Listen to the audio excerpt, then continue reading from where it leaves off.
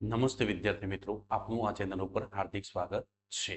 જો તમે આ ચેનલ ઉપર નવા હો તો આ ચેનલને લાઈક, શેર અને સબસ્ક્રાઇબ કરી દેજો.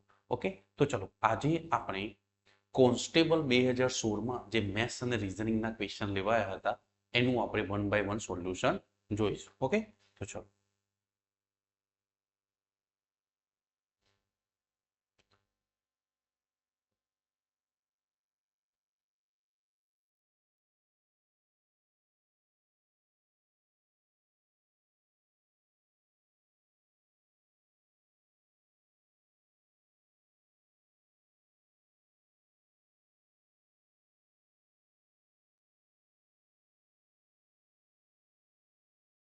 સો અહીંયા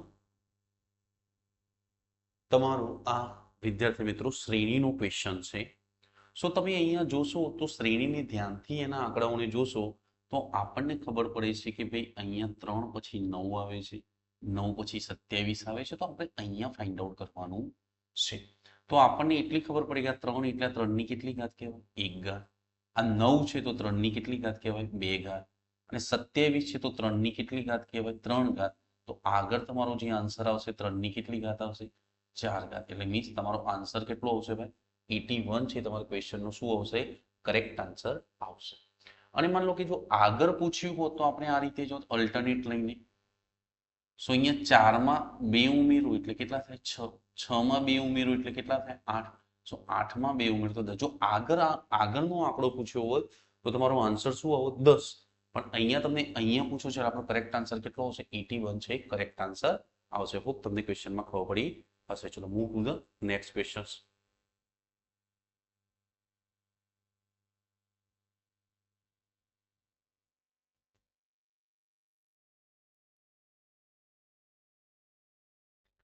હવે અહીંયા તમારો જે આ સેકન્ડ ક્વેશ્ચન છે કે એક સ્ત્રીએ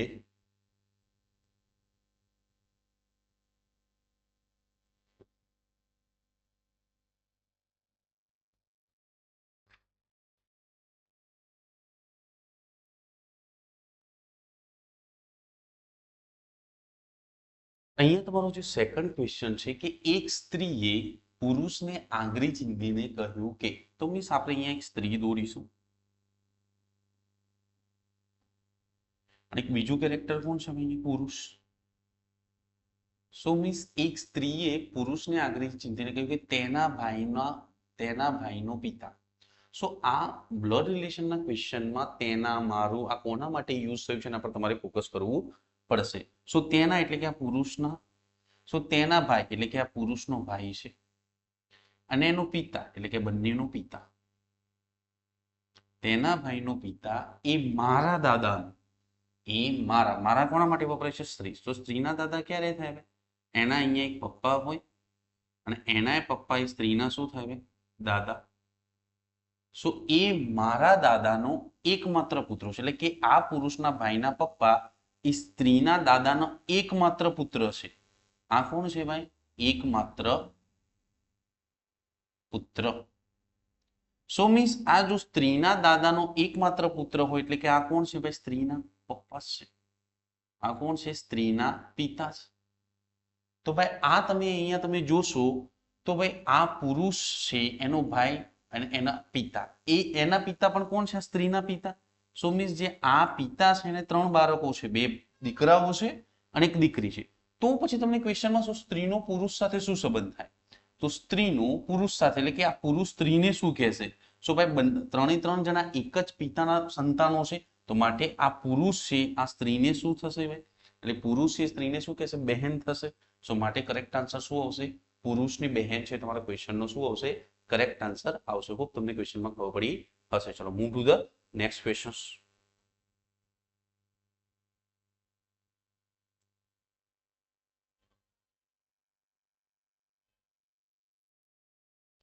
હવે તમારે આ જે ક્વેશ્ચન છે વિદ્યાર્થી મિત્રો, એ તમારો કેલેન્ડરનો ક્વેશ્ચન છે કે ભાઈ 1 જાન્યુઆરી 2014 ના રોજ, મીન્સ 1 જાન્યુઆરી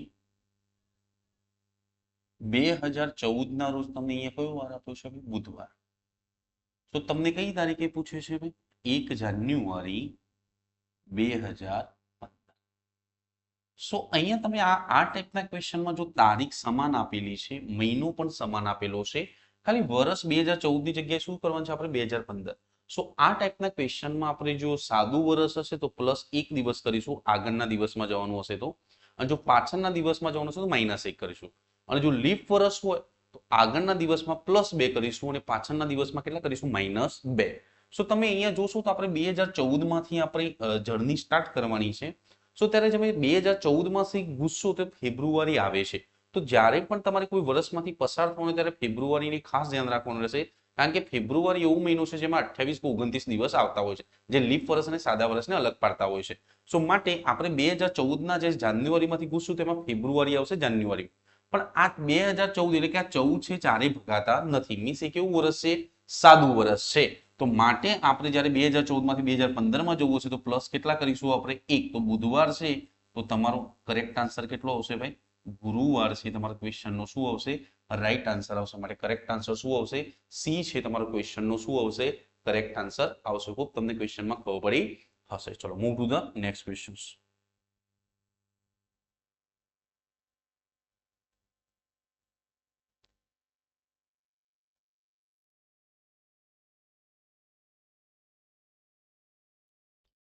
હવે તમારે આ જે ક્વેશ્ચન છે એ MDSW મસાલાનો ક્વેશ્ચન છે.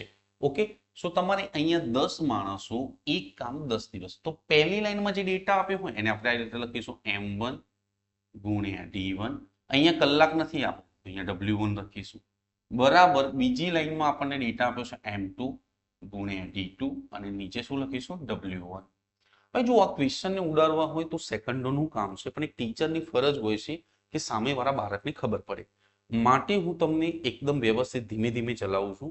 બાકી ક્વેશ્ચનને જેને કન્સેપ્ટ ક્લિયર છે એને તો લખવાની પણ આ બધી જરૂર નથી, પણ એક ટીચરનું કામ શું હોય છે કે બધા બાળકોને સમજણ પડે દાખલામાં. માટે હું તમને ધીમે ધીમે વ્યવસ્થિત હું તમને સમજાવું. ઓકે, તો ચલો અહીંયા પહેલી લાઈનમાં માણસો કેટલા છે? 10 માણસો. કેટલા દિવસમાં કામ પૂરું કરે છે? 10. અને કામ કેટલું છે ભાઈ? એક એટલે કે આપણે અહીંયા 1 લખીશું. બરાબર બીજામાં આપણે માણસો શોધવાના છે, એટલે કે M2 શોધવાનું છે. કેટલા દિવસોમાં કામ કરવાનું છે? 1 દિવસમાં કામ. એટલે કામ 1 દિવસમાં. કયું કામ? જે આ જ કામ આગળ હતું તે. તો તમારે અહીંયા M2 બરાબર એટલે માણસોની સંખ્યા તો 10 ગુણ્યા 10.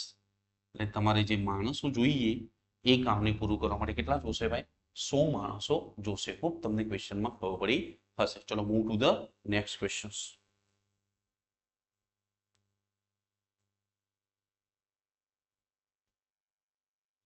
હવે તમારો એકદમ સિમ્પલ ક્વેશ્ચન છે કે ભાઈ કઈ સંખ્યા સૌથી મોટી છે?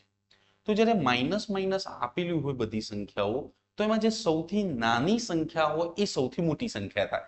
તો આમાં 10 છે, 20 છે, 30 છે, 40. તો સૌથી મોટી સંખ્યા કઈ આવશે ભાઈ? -10 છે. તમારા ક્વેશ્ચનનો શું આવશે ભાઈ? કરેક્ટ આન્સર આવશે. હોપ તમને ક્વેશ્ચનમાં ખબર પડી હશે. ચલો move to the next questions.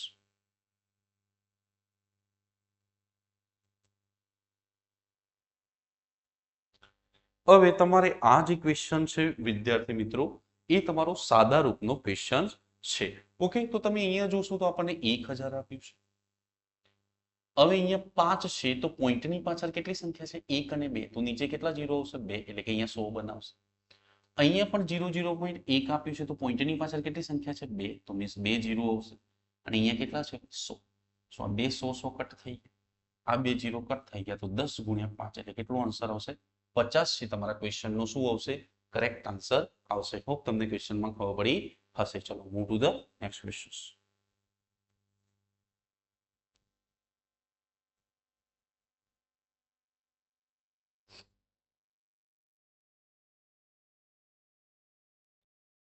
હવે વિદ્યાર્થી મિત્રો, આ પણ તમારો સાદા રૂપનો ક્વેશ્ચન છે. તો એમાં આપણે કૌંસના ભાગુ સભા યુઝ કરતા, પણ અહીંયા ભાગાકાર કે કૌંસને કશું આપીને તમે સરળ ક્વેશ્ચન છે, સીધું અને સિમ્પલ. સો મીન્સ તમે આ 400 માંથી 200 બાદ કરો એટલે કેટલા વધશે ભાઈ? 200. 400 માંથી 200 બાદ કરો એટલે 200 વધે. હવે 200 માં 50 અને 6 એટલે 56 ઉમેરો એટલે કેટલા થયા? 256 એ થયા. અને બીજા એક્સ્ટ્રા કેટલા આપેલા છે અંદર તમને? 3000. સો મીન્સ તમારા ક્વેશ્ચનનો કરેક્ટ આન્સર કેટલો આવશે ભાઈ? 3256 છે. તમારા ક્વેશ્ચનનો શું આવશે? રાઈટ આન્સર આવશે. ઓકે, સો 2016 ના પેપરમાં કોન્સ્ટેબલમાં એકદમ સિમ્પલ ક્વેશ્ચન આયા હતા. ઓકે, ચલો move to the next question.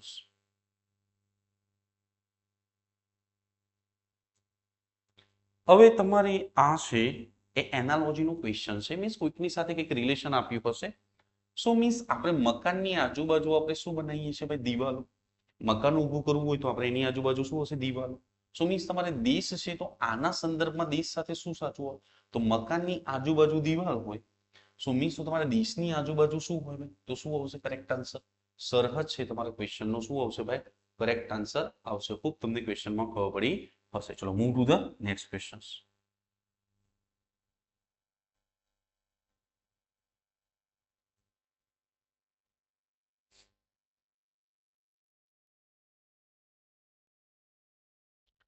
હવે તમારો વિદ્યાર્થી મિત્રો આ એક લાસ્ટ ક્વેશ્ચન છે, બરોબર, 2016ના કોન્સ્ટેબલનો. ઓકે, સો તમને એમ પૂછે છે નીચેનામાંથી કયું લીપ વર્ષ નથી? તો હવે આપણે લીપ વર્ષમાં શું ધ્યાન રાખવાનું હોય છે કે જે વર્ષને 4 થી ભાગી શકાય લીપ વર્ષ હોય છે.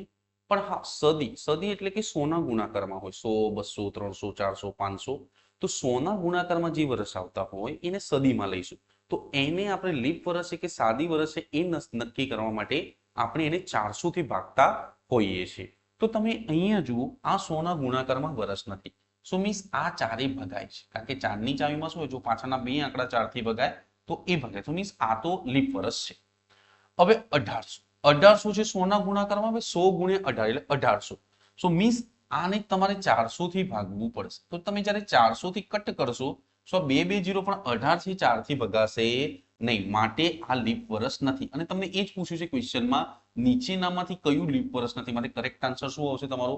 બી છે એ તમારો રાઈટ આન્સર આવશે. તમારે આગળ ચેક કરવાની જરૂર નથી, કારણ કે આ સોના ગુણાકારમાં નથી, એટલે કે ચારે આ તો ભગાશે એટલે આ તો લીપ વર્ષ છે. આ પણ તમારે ચારે ભગાશે માટે લીપ વર્ષ છે. તમને એવું પૂછ્યું છે ક્વેશ્ચનમાં કે કયું લીપ વર્ષ નથી, તો માટે કરેક્ટ આન્સર શું આવશે? બી ફોર બોમ્બે છે તમારા ક્વેશ્ચનનો શું આવશે? રાઈટ આન્સર આવશે. ચલો મૂવ ટુ ધ. ઓકે, સો તમારું અહીંયા વિદ્યાર્થી મિત્રો, સો અહીંયા તમારું પેપર પૂરું થાય છે. ખૂબ તમને ક્વેશ્ચનમાં ખબર પડી હશે. તો ચલો વિદ્યાર્થી મિત્રો, આજના માટે આટલું. ઓકે, ચલો બાય.